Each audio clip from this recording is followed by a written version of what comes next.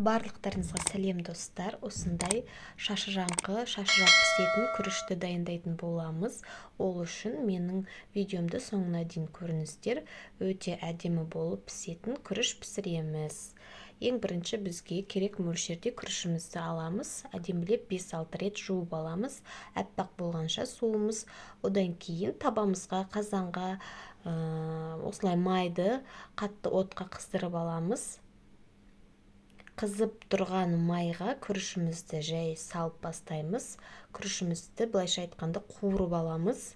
Бүкіл майды күріш өзіне сіңіріп алатындай болады. Осылай барлығын біркелкі етіп жайып қуырып аламыз. 10-15 минуттай кішкене араластырып тұрамыз. Араластырып тұрып қуырып аламыз.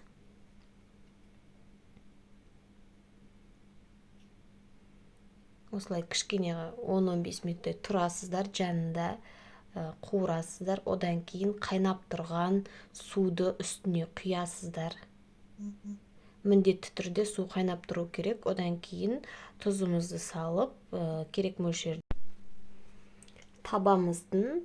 Одан кейін бетін жауып, ашпаймыз. 15 минуттай міндетті түрде жабық тұрады, ашпаймыз. 15 минуттан кейін келіп көресіздер. Көрсеңіздер, міне шашыраңқы болып пісті. Өте әдемі болып пісті. Достар, жасап көріңіздер. Содан кейін әдемілеп саламыз тарелкамызға, кесемізді сулап аламыз. Одан кейін күрішімізді кесеге салып, әдемілеп осылай берсеңіздер болады. Ыдысымызды, кесемізді сулап алғаннан кейін күрішіміз оңай түседі тарелканың бетіне.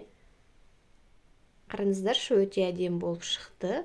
Жасап көріңіздер. Міндетті түрде менің каналыма тіркеліп кетіңіздер. Ас болсын.